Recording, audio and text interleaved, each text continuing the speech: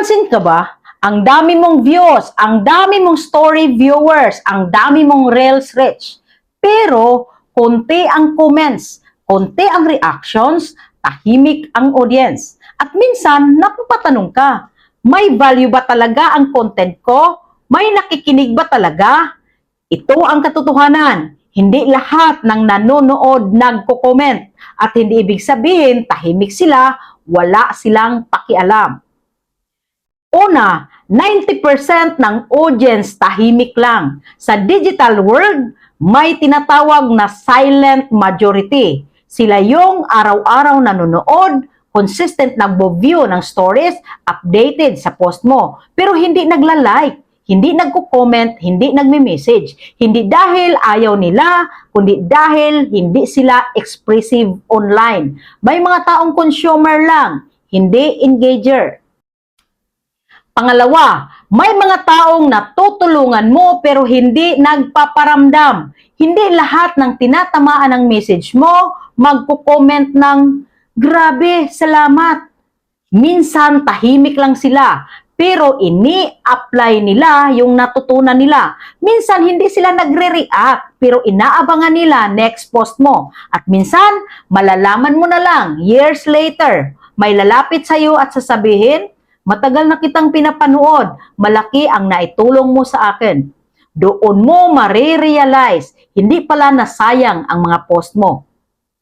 Pangatlo, hindi lahat confident mag-engage. May mga followers na nahihiyang mag-comment. Ayaw makita ng friends nila ang interaction. Tahimik lang talaga ang personality.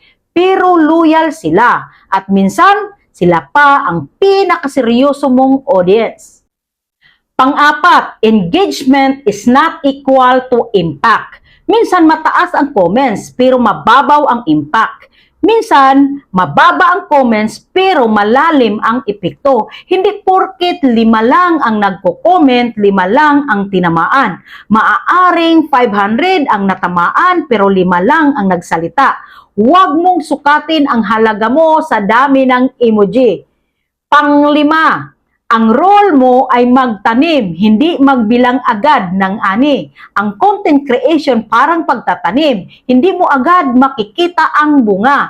May seeds na mabagal tumubo. Tahimik lang sa lalim. Pero kapag tumubo, malakas.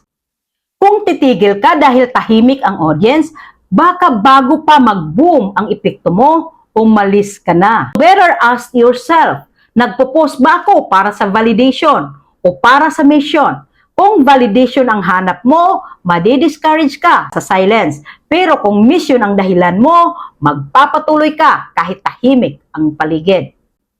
Hindi lahat ng support maingay. Hindi lahat ng nanonood visible. May mga taong tahimik lang pero loyal, nakikinig, natututo at na-inspire. Kaya huwag kang panghinaan ng loob kung konti ang comments. Minsan, ang pinakamalakas mong impact nangyayari sa mga tahimik na puso. Keep posting, keep teaching, keep showing up kasi may mga silent followers na naghihintay sa next message mo. Ano?